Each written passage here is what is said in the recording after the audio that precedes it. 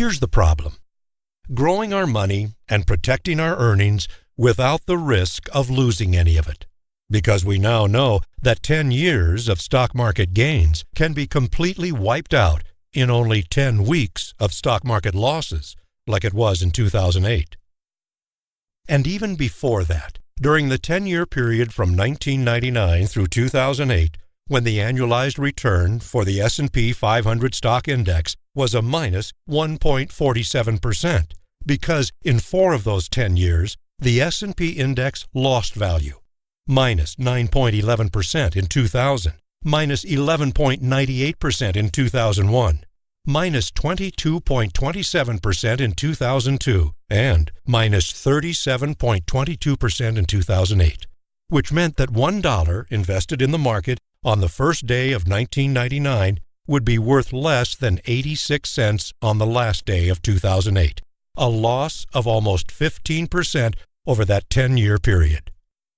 However, had you avoided those losses and your money simply earned nothing during those 4 years, your annualized return would have been better than 7%, and your money would have doubled over that same 10-year period. Of course, it's not just the money we lose, but the time we lose as well.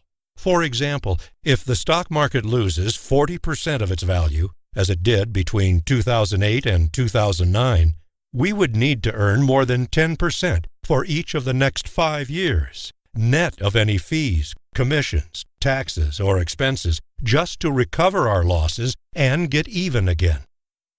And that means we lose 6 years of compounded returns on our savings, which is why avoiding market volatility can make such a big difference in the growth of our money. So, how can we grow and protect our savings without any market volatility and without the risk of losing any of our money? With a contractual guarantee to credit our money with an interest rate based only on the growth of a stock market index, like the S&P 500, the NASDAQ, or the Dow Jones Industrials, but without any stock market losses, and without current taxation on any of your earnings.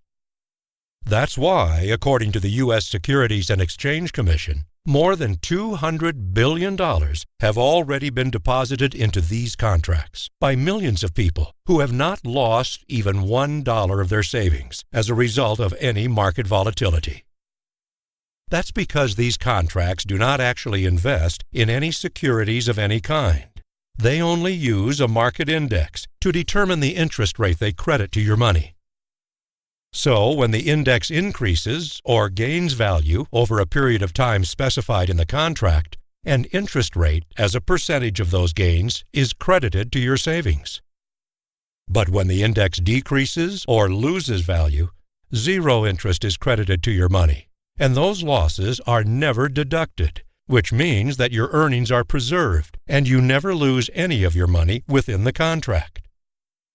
However, there is a maximum limit on how much of the index gains can be credited to your money and a minimum number of years before your earnings can be withdrawn.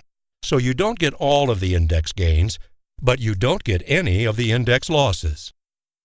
But you could lose some of your money if you withdraw more than 10% of your savings in any 1 year. What's more, the IRS will charge a 10% tax penalty on any tax-deferred interest earnings you withdraw before age 60. So, what are these contracts? They're called index annuities, and they are contractually guaranteed by legal reserve insurance companies that are required to maintain capital reserves equal to all of their contractual guarantees.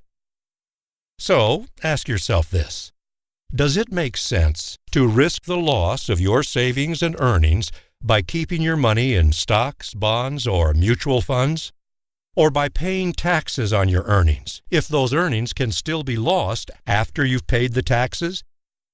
Or does it make better sense to keep your money in an index annuity that contractually guarantees to grow and protect both your savings and your earnings without market risk or annual taxation?